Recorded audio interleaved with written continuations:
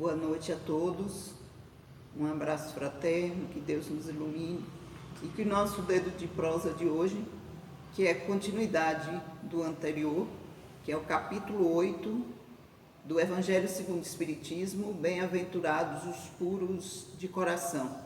E hoje nós vamos trabalhar com os itens escândalo, com o tema escândalo. Se a tua mão é motivo de escândalo, corta. O primeiro ponto, antes de trabalharmos com esse tema, é necessário deixarmos bem claro que Jesus, naquele momento, para aquele povo, ele precisava ser preciso, ele precisava ter uma linguagem clara e às vezes nos parece dura, mas nós devemos levar em consideração que o momento histórico em que Jesus falava, e também não devemos levar como se chama ao pé da letra. O que Jesus, a mensagem de Jesus estava sempre embutida num processo de educação moral do ser. Isso é muito importante que a gente fique atento. Outro ponto para que a gente entenda é a lei de causa e efeito, é compreender a justiça divina na dimensão do processo evolutivo, do progresso do espírito e compreender as experiências no processo evolutivo através do fundamento básico da lei divina, que é a reencarnação. Então, se tivermos de posse desses conhecimentos, ficará muito mais fácil compreender os ensinamentos do Cristo, que foram mais esclarecidos, estão mais claros, e a nossa capacidade de compreensão enquanto espíritos já evoluiu em relação ao momento que o Cristo pregou. Então, vamos lá. Ai do mundo por causa de escândalos, pois é necessário que haja escândalos, mas infeliz do homem pelo qual o escândalo acontece. Se alguém escandalizar um desses pequeninos que acreditam em mim, seria melhor que eu pendurasse pelo pescoço a um desses mós girados por asnos, e que se atirasse ao fundo do mar. Não desprezeis nenhum desses pequenos. Eu vos declaro que no céu seus anjos veem sem cessar a face de meu Pai, que lá está, pois o Filho do Homem veio salvar o que estava perdido. Se tua mão ou teu pé é motivo de escândalo, corta-os e atira-os ao longe de ti. É melhor que entres na vida tendo um só pé ou uma mão, que ter dois deles e ser atirado ao fogo eterno. E se teu olho é motivo de escândalo, arranca-o e atira-o longe de ti. É melhor que entres na vida tendo um só olho, a ter dois e ser precipitado no fogo do inferno. Esse está em Mateus, no capítulo 18, entre os versículos 6 e 10. Então, vamos ver aqui já o primeiro item da explicação do Evangelho. Ele fala, no sentido vulgar, escândalo se diz toda ação que choca a moral ou a decência de uma maneira ostensiva. Então, o primeiro passo desse entendimento é o seguinte: a noção de escândalo. No nosso cotidiano, nós atribuímos escândalo àquilo que chega à mídia, aquilo que nos aterroriza, ou seja, aquela conduta moral que se torna público. No período de Cristo, não tinha uma imprensa, não tinha meios de comunicação que nós temos hoje. Mas Cristo já nos falava, mas tinha as divulgações, ou as pessoas se comunicavam, e a gente sabe que até hoje o que é negativo, ele chega mais fácil e ele tem uma grande repercussão. Mas a dimensão de escândalo, veja o que ele diz aqui, que no sentido vulgar se dá toda ação que choca a moral, a decência de uma maneira ostensiva. Então é o que eu acabei de falar, tudo aquilo que nos choca, e nós temos vivenciado no campo da política, no campo da violência, enfim. O nosso planeta é um planeta de provas e de expiações, e ainda há muita imperfeição. Então, para o Cristo, o escândalo não estava limitado apenas às grandes imperfeições. E aí tem outra parte no Evangelho, que no Bem-aventurados os misericordiosos, na outra bem-aventurança, e também quando ele fala bem-aventurados os brandos e pacíficos, outra também, e nessa do brandos e pacíficos ele coloca que se a gente disser para o outro raca, que naquela época era um olhar desprezível, nós já estávamos cometendo um escândalo ou um equívoco. Nós já não estávamos sendo pacíficos ou pacificadores. Então vejam que Cristo coloca o escândalo, tudo aquilo que vai de encontro à lei moral, tudo aquilo que vai de encontro à lei do amor. Porque não é a moral humana, a moral do Cristo. E a moral do Cristo está fundamentada em quê? No princípio básico, amai a Deus sobre todas as coisas e amai o próximo como a si mesmo. Qualquer coisa que venhamos violar essa lei do amor, para a lei divina é um escândalo. Caracteriza o nosso estado evolutivo, caracteriza uma imperfeição. E toda imperfeição, ela precisa ser corrigida. Por isso que o Cristo disse, ai daquele que cometer o escândalo. Quando ao mesmo tempo ele fala que o escândalo é necessário, e aí o Evangelho nos esclarece, mas tem que ter imperfeição, tem que ter maldade, foi Deus que criou a imperfeição e a maldade, e vai sempre existir imperfeição e maldade, são perguntas que surgem no decorrer desse Evangelho. Vamos por partes. Primeiro, além dos pontos que nós falamos, da reencarnação, da lei de causa e efeito, nós temos que considerar outro muito importante. A Terra não é o único mundo existente. A Terra não é um mundo feliz e nem um mundo celeste. A Terra é um mundo de provas e expiações. E nós que aqui estamos exatamente em consequência das nossas imperfeições, com um objetivo claro: superá-las. Não reincidir nessas imperfeições, mas nem sempre fazemos o esforço necessário para que isso aconteça. E daí nós fraquejamos, e esses escândalos e estas imperfeições que nos causam tanto mal, não só aos outros, mas especificamente a nós. Por isso que Cristo disse que era preferível ter uma mão decepada, ter um olho, ter apenas um olho, do que cometer essas imperfeições, porque nós teríamos que refazer esse caminho, no primeiro começando pelo remorso, pelo arrependimento e depois pela reparação. E o Evangelho também nos esclarece que é necessário que a gente tenha muito cuidado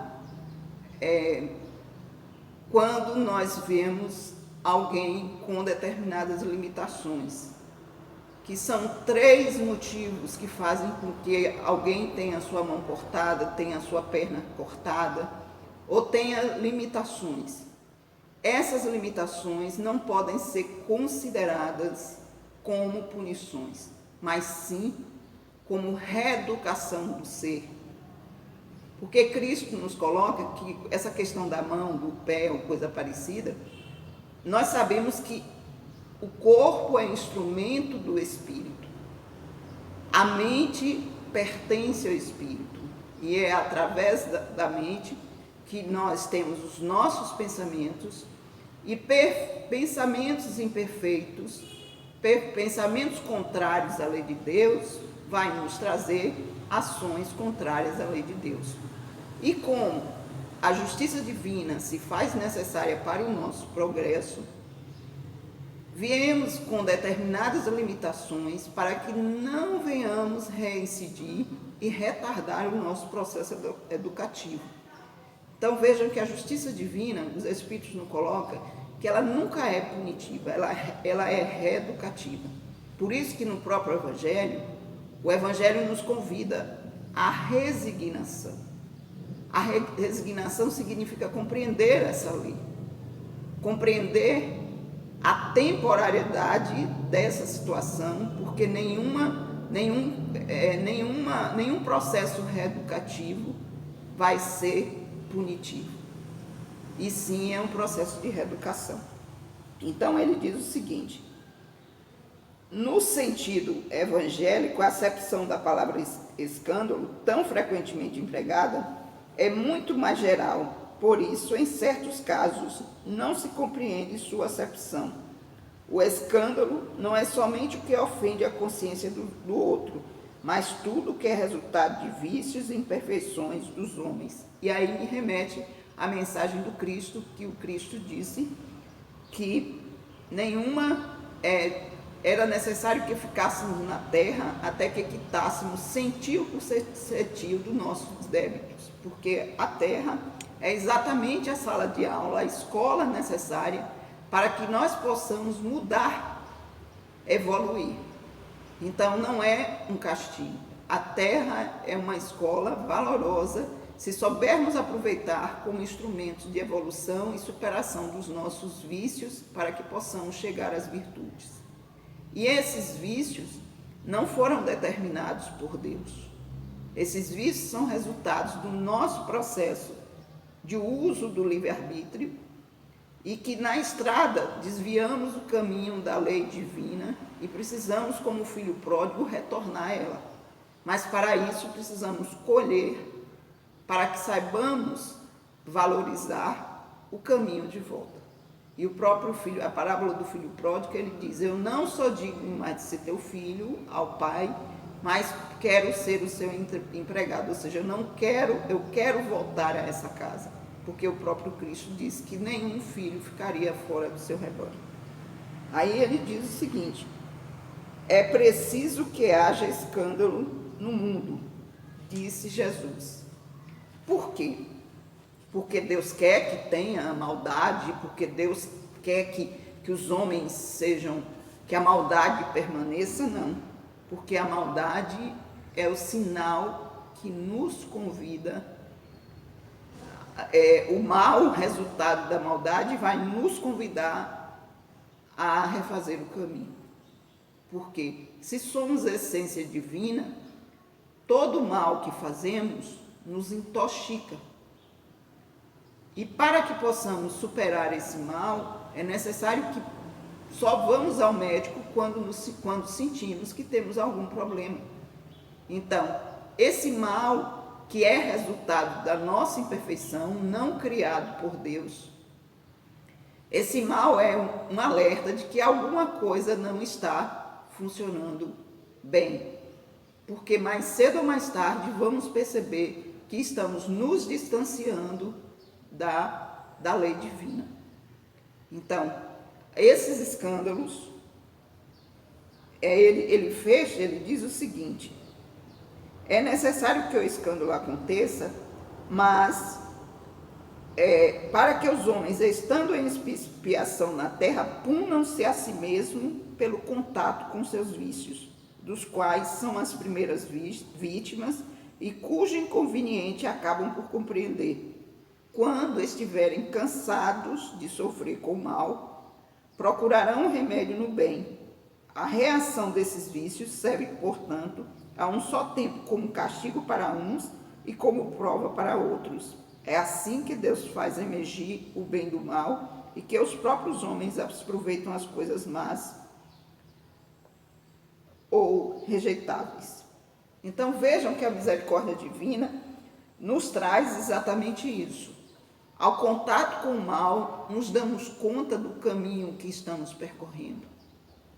E a partir daí, sentimos a necessidade, e a doutrina espírita nos mostra, que muitos espíritos que trilharam pelo caminho do mal, e nós temos um exemplo dos maiores, que é o de Paulo, no momento que há o reencontro consigo mesmo, há o reencontro com a sua luz, porque todos nós somos essência divina e temos uma luz, muitas vezes ofuscada por esse mal. Então, no momento que Paulo encontrou com Jesus, que foi acionado a sua luz, que estava escondida pela sua severidade, pela sua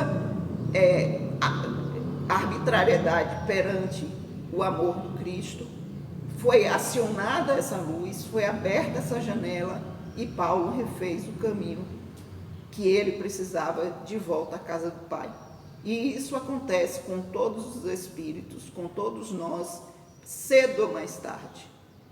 Isso significa que não devemos nos desesperar diante do momento em que estamos vivendo, diante dos escândalos, diante de todo o processo. Devemos sim não aceitarmos como se fosse normal.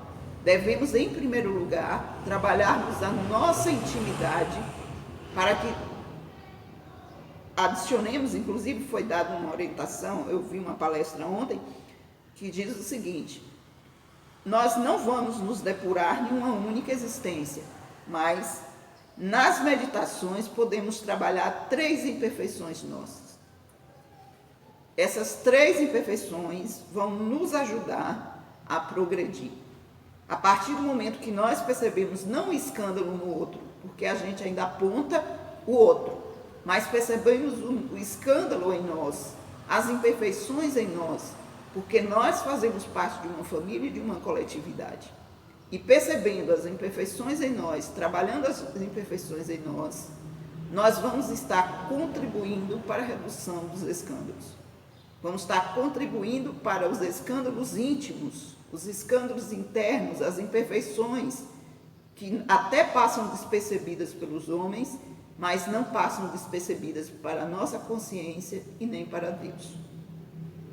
E nós convidamos a todos para que leiam o Evangelho segundo o Espiritismo, leiam esse capítulo.